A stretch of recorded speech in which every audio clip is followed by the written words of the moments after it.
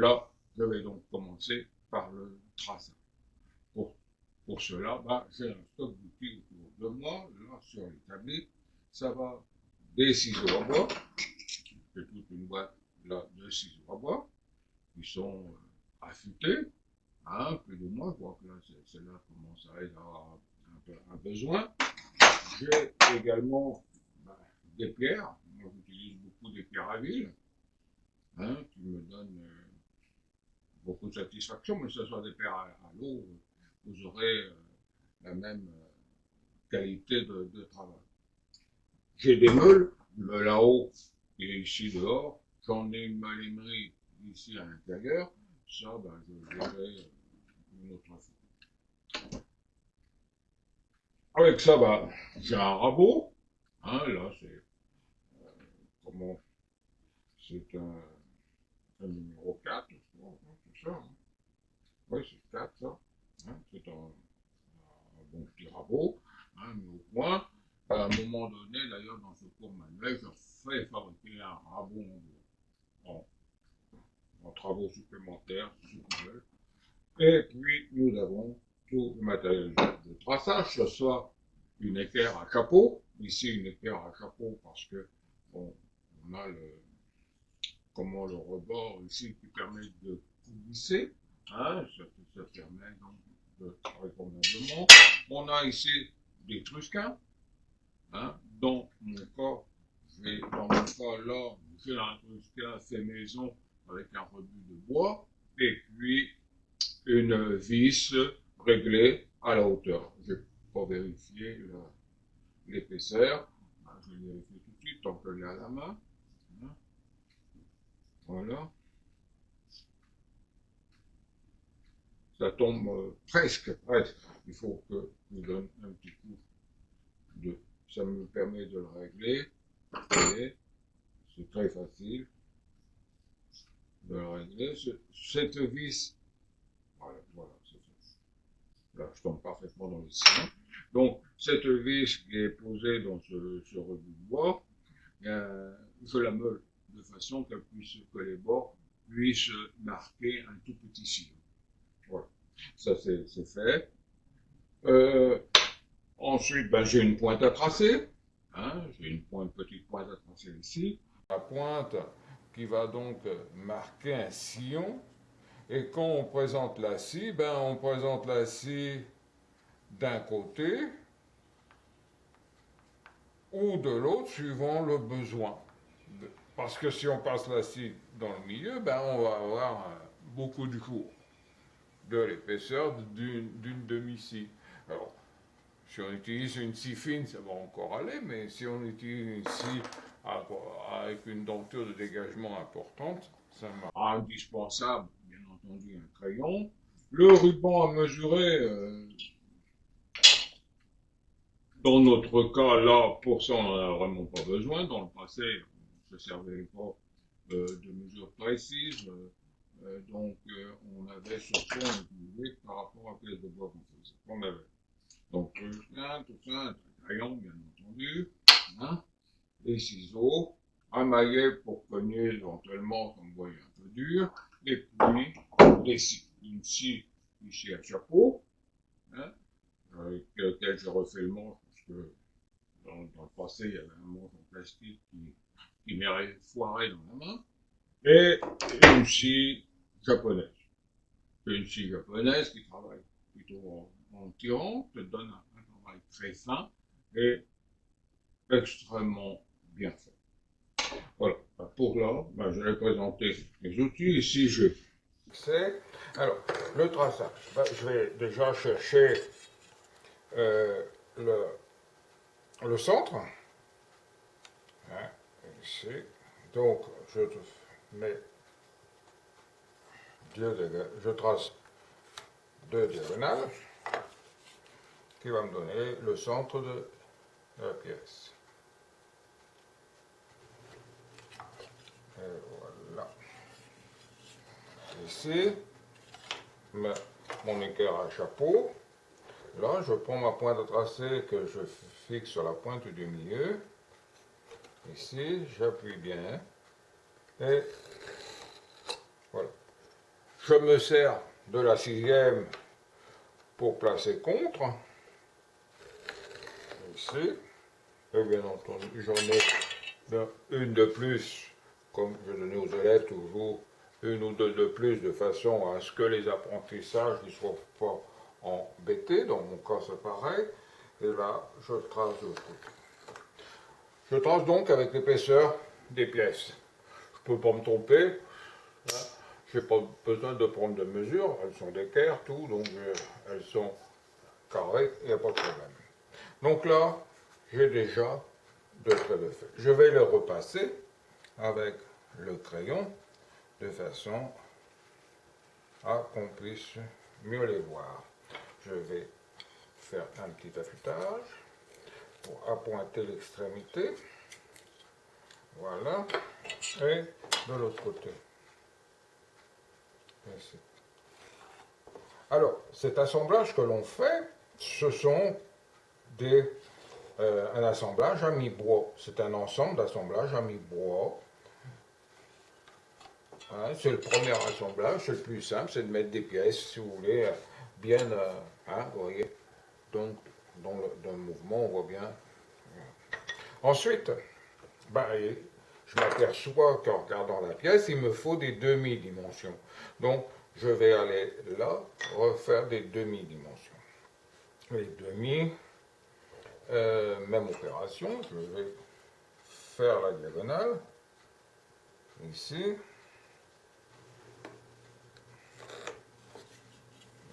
Et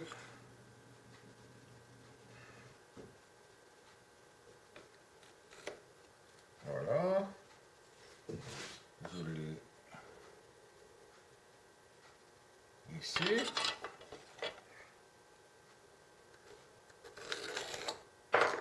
Un petit coup de crayon.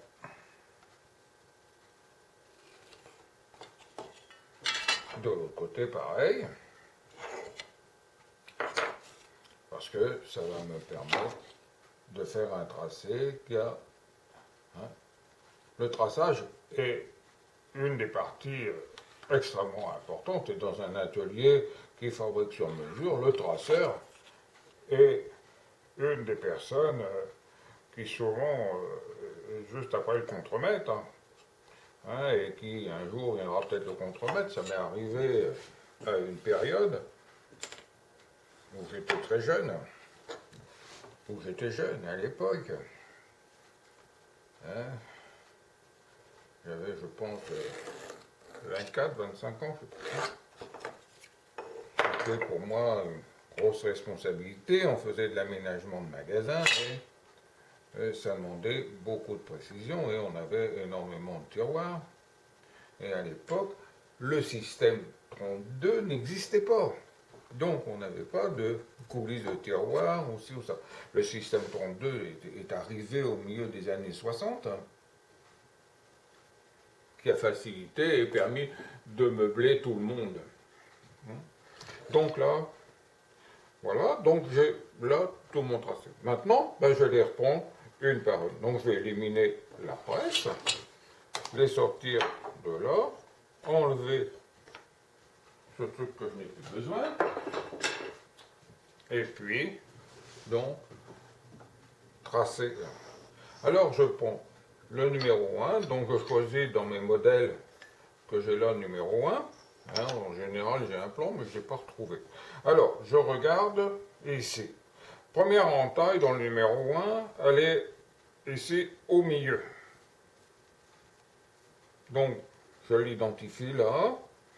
Et puis, je vais la reporter sur les champs. Je me donne toutes les chances, de façon qu'avec la scie, je puisse descendre perpendiculaire et me contrôler en permanence sans pour cela me tromper. Donc le traçage est extrêmement important.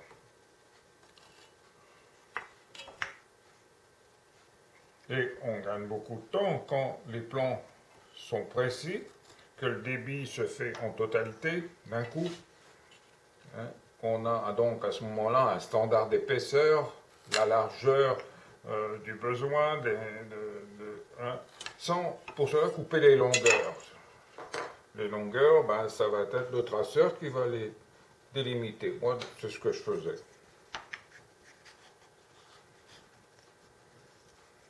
Et je faisais également ben, souvent les plans d'exécution qui venaient après, souvent l'architecte d'intérieur,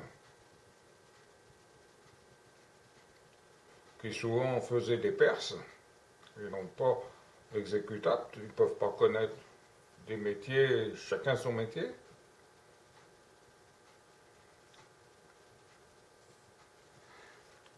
Voilà. Alors là, j'ai cette entaille ici, dans le milieu. Ici, j'en ai une autre qui est là, hein, qui va traverser ici et là. Donc, je poursuis mon travail.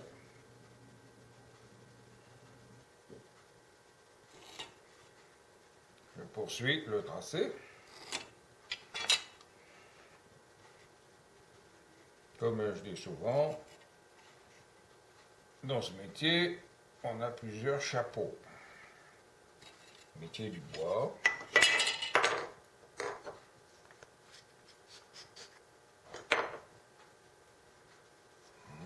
l'épaisseur ici également. Et voilà.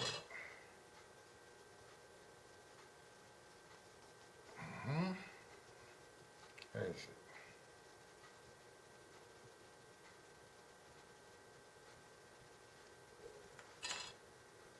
Voilà. Le 1 est fait.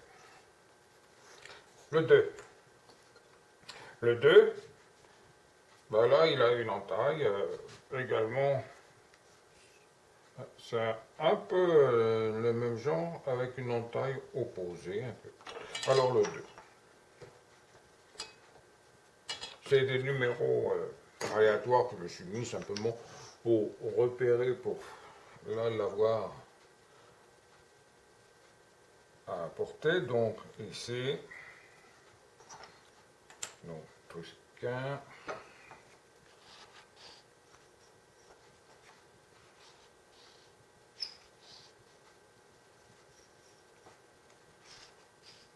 Alors je l'ai là, je vais l'avoir ici.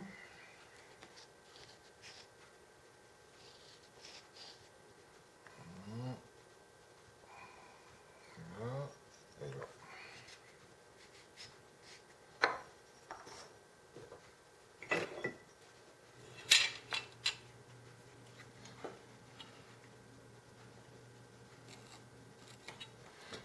Ce cours manuel que je donnais est un cours qui était un cours de 45 heures.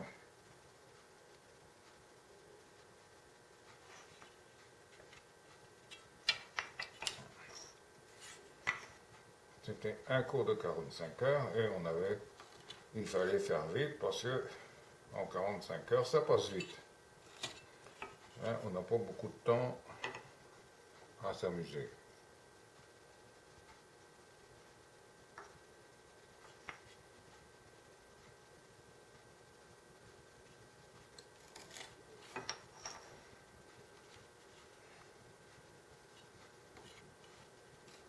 Enfin, les outils manuels seront toujours. Bien entendu, ces élèves, ben, ils devaient amener ça ici. Voilà, et ça là. Ça va être ici. Ici. Ah. J'étais modeste dans mon traçage. Il ne faut pas être modeste.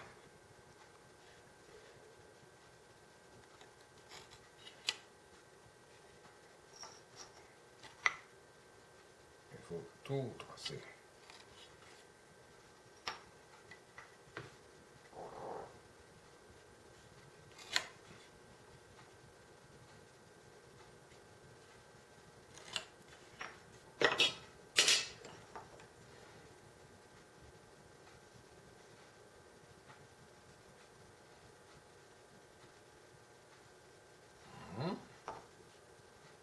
ici.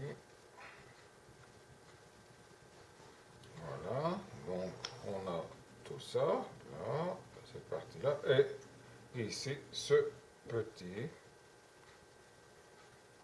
là, cette petite entaille, un peu spéciale. Alors, on est entaillé. Ah oui, je me suis trompé quelque part.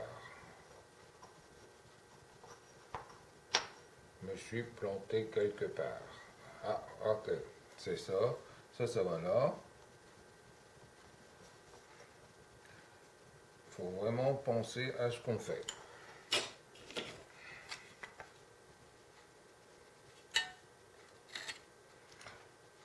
Le 2 étant le tracé le plus compliqué. J'ai un autre casse-tête qui est un peu plus simple à faire, qui est un peu plus simple, un peu plus répétitif. Ici, on a les pièces qui sont... Voilà. Le 2 est prêt à mon intervention. Le 3, le 3.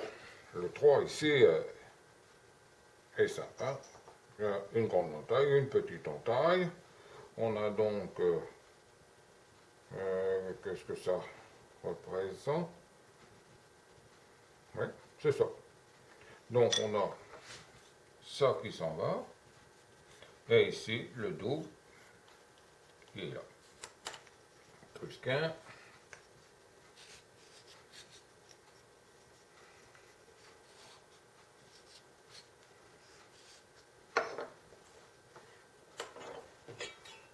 Je pense que je vais le tracer au crayon. Voilà.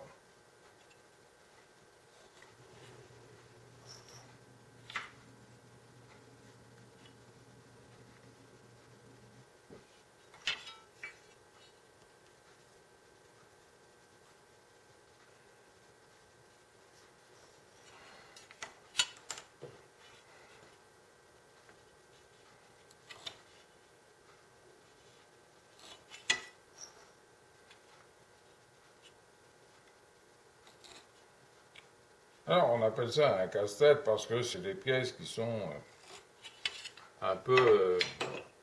quand on les a dans les mains, c'est un peu difficile à monter. Il faut bien avoir une concentration, une bonne concentration pour les monter et savoir dans quel sens. Mais c'est un assemblage qui se fait surtout en charpente. En charpente, quand on regarde les morceaux de charpente et ces assemblages tenons, mortels, entailles qu'il peut y avoir, les chevillages, hein, je parle des charpentes à la sienne, où il n'y avait pas de métal, parce que le métal était un matériau qui était très cher. À l'époque, au Moyen-Âge, hein, les pièces de bois étaient assemblées donc d'elles-mêmes. Donc il y avait nos ancêtres avaient une grande connaissance à ce moment-là des assemblages. Et cet assemblage là, complexe, tournant comme ça, c'est plusieurs pièces de bois montées pour tenir une structure dans l'espace, qui peut être un clocher, qui peut être... hein, c'est... Alors, ici, je suis entaillé en totalité, comme ça. Là, j'ai un coup de trusquin là. Là, j'en ai un coup là. Un coup ici. Et là. Voilà.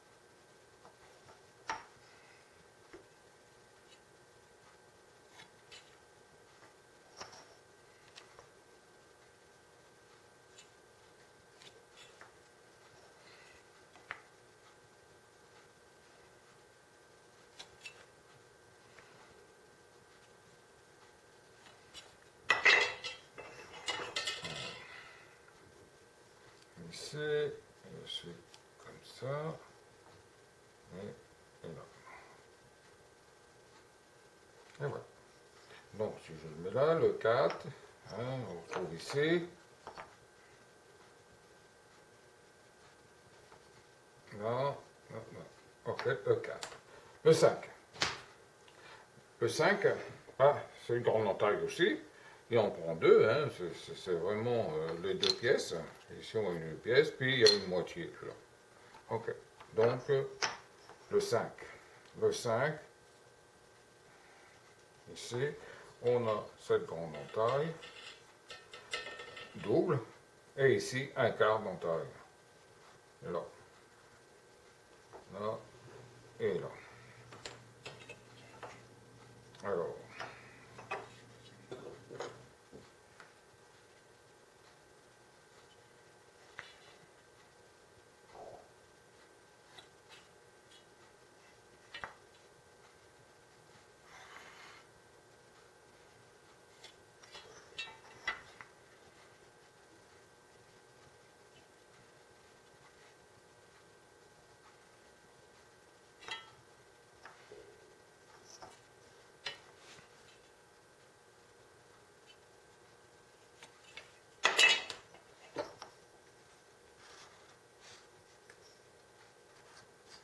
ce métier évolue et change énormément.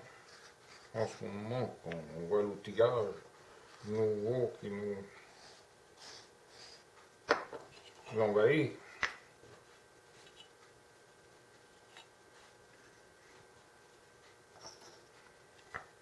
C'est une bonne chose, qui facilite vraiment la vie et qui devrait au contraire descendre les prix de la valeur des choses. Et c'est le contraire qui se passe. Mais bon, on ne va pas faire de politique. Et voilà, le 5 est fait. Ici, donc j'ai une entaille, on va déjà faire la petite. Ici. Alors, je me sers de mon pouce comme guide. Une fois qu'elle est partie, je l'écarte et je vais donc à mon tracé du Truchquin en suivant la ligne dans ma boîte. Voilà.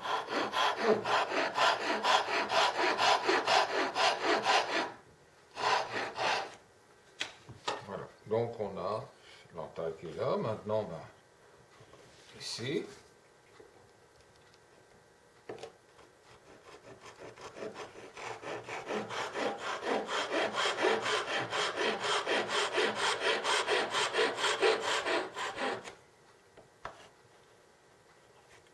Je donne un coup de scie à chaque extrémité qui me délimite la dimension de la pièce. Les ciseaux à bois, là, c'est sûr, je pourrais commencer, mais je vais à l'intérieur donner des petits coups de scie de façon à ce que ça se dégage pour éviter les éclats. Donc, c'est pas très long à faire, mais ça facilite le travail ensuite d'entaille.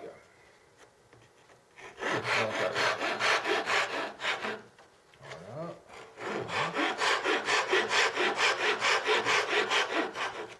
C'est très... On fait peut-être beaucoup, mais... Donc la scie, c'est glissé, la scie japonaise, elle travaille en tirant. Hein. Donc là, le numéro 5, c'est celui-ci, est fait. Le 4. Alors le 4, ben, je me retrouve ici avec une entaille double, comme l'autre. Hein.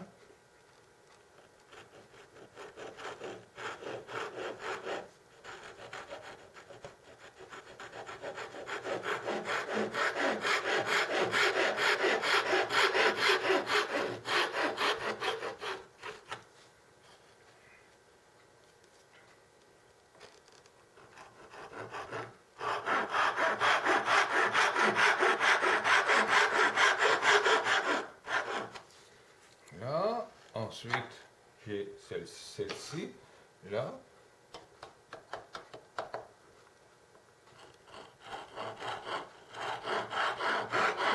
Alors,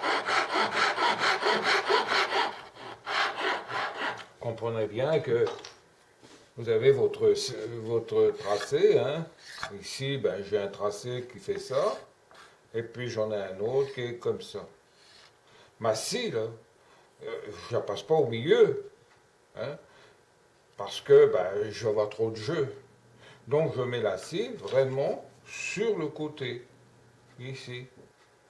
D'un côté ou de l'autre, suivant mon besoin. Donc ce qui va sauter va être du côté de la scie.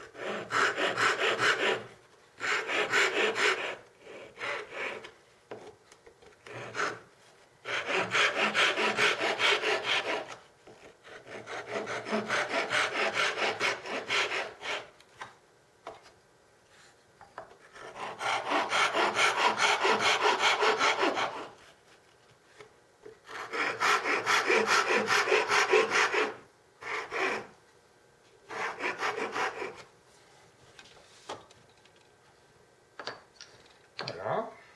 Le 4. Le 3, c'est celui-ci. Hein, donc le 3.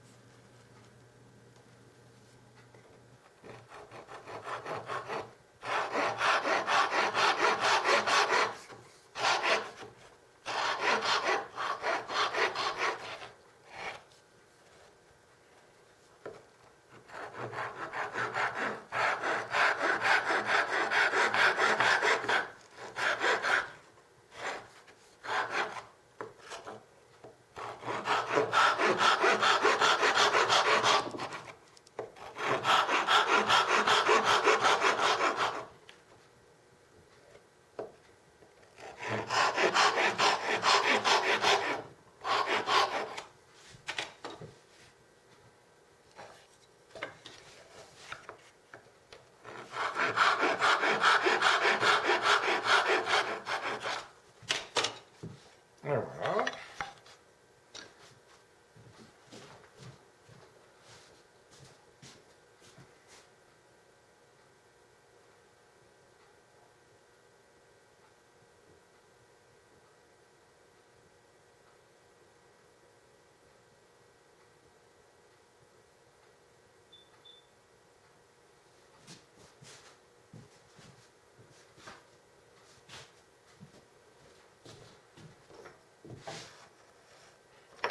Alors le 2, c'est le plus complexe. Hein.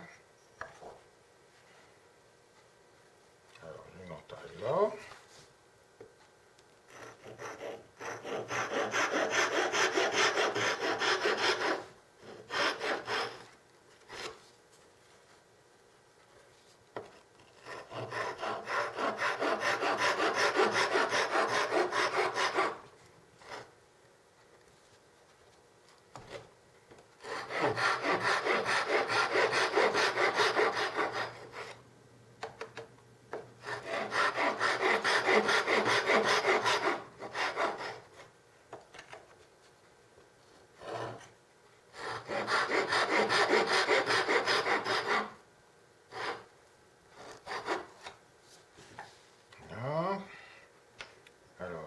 celle-ci est faite. On va faire celle-là.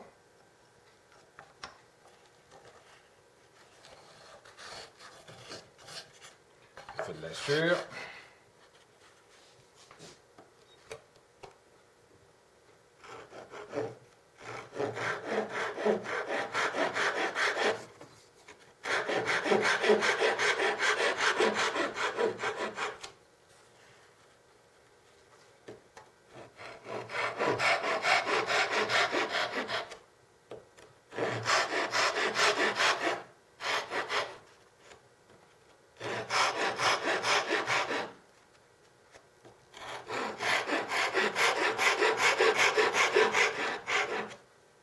Voilà. Et ici, la petite entaille qui est là, elle se fera après au ciseau. Voilà, le 2 est fait. Le 1. Le 1. Alors, 2 entailles. Toc, toc.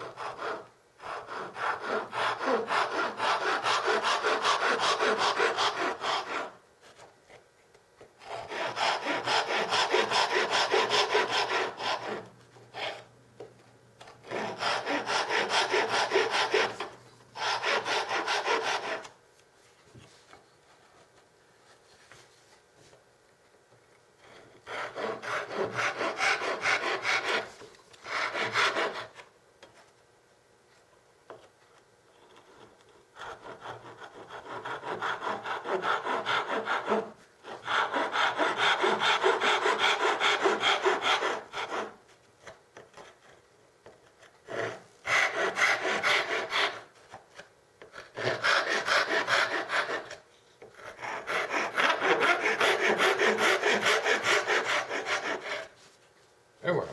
Donc, tout le travail à la scie, là, est terminé. Maintenant, on va passer au travail au ciseau à bois.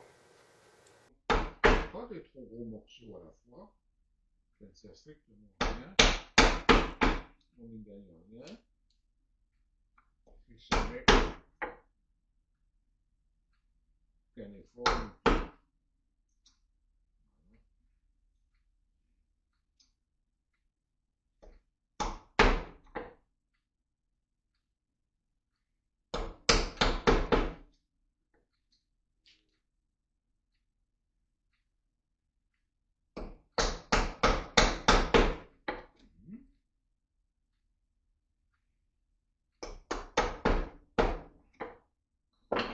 On va le mettre sur le champ. On va le finaliser là. Puis revenir.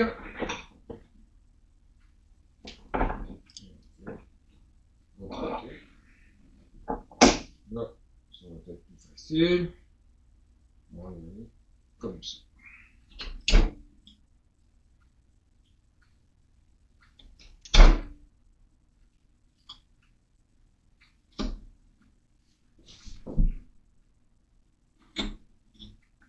Voilà.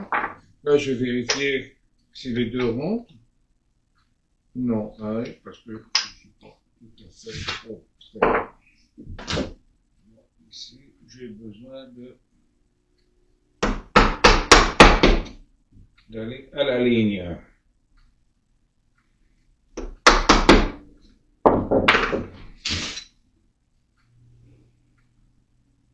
Là, je devrais avoir voilà, alors, Attaquer l'autre. Alors, je vais l'attaquer comme ceci.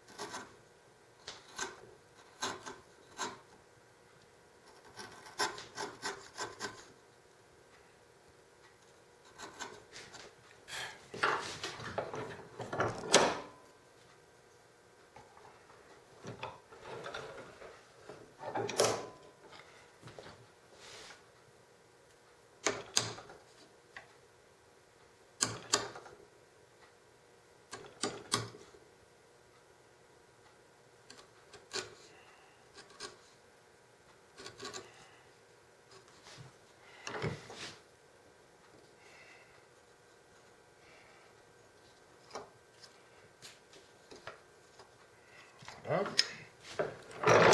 Si je vérifie là.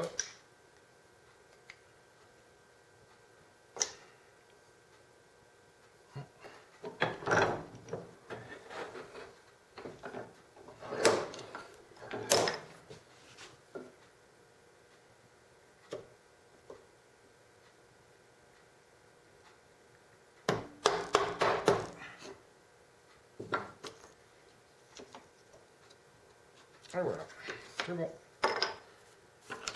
Là c'est fait. Maintenant, bon, on va l'étape suivante va être de le sabler, puis de le monter. Donc là, je rabote les faces hein, pour enlever toute trace de crayon dessus de ça, et en même temps, qui vont me donner le jeu nécessaire pour les rentrer tranquillement sans être obligé de forcer.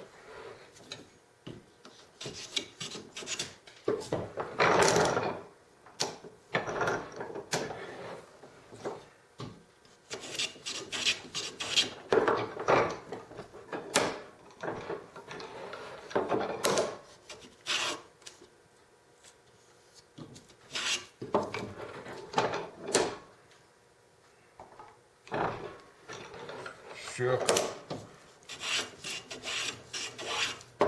utiliser la sableuse, ça serait plus simple.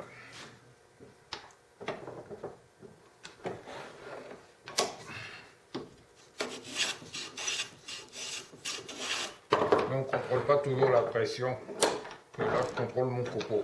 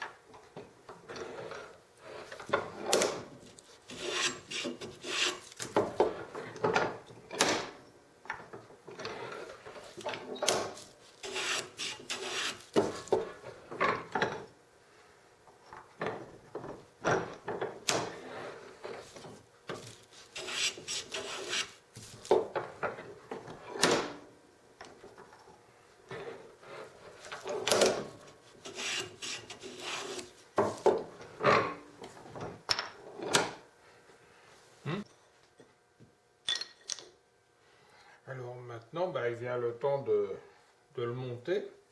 Hein, c'est normal. Alors, on prend les pièces. Alors, celui que je prends toujours en premier, c'est celui avec les deux petits entailles à travers. Là. Ensuite, je viens prendre celui-ci. Je le place là. Je viens ensuite le chapeauter avec celui-là. C'est ça? Non, c'est pas ça. C'est celui-ci avec les petites entailles sur le coin que je viens placer là. Oui, ça ne changeait pas grand-chose. Il faut bien arriver à le maintenir. Voilà. Donc, là, ils sont en position. Je viens donc placer celui-ci donc comme ça. Ensuite, celui-là qui va prendre ces deux-là pour laisser la place à la clé de passer. Voilà. Ça doit aller, oui, c'est bon. Voilà. Donc, le casse-tête est monté, il est fait. Hein? À vous de jouer maintenant.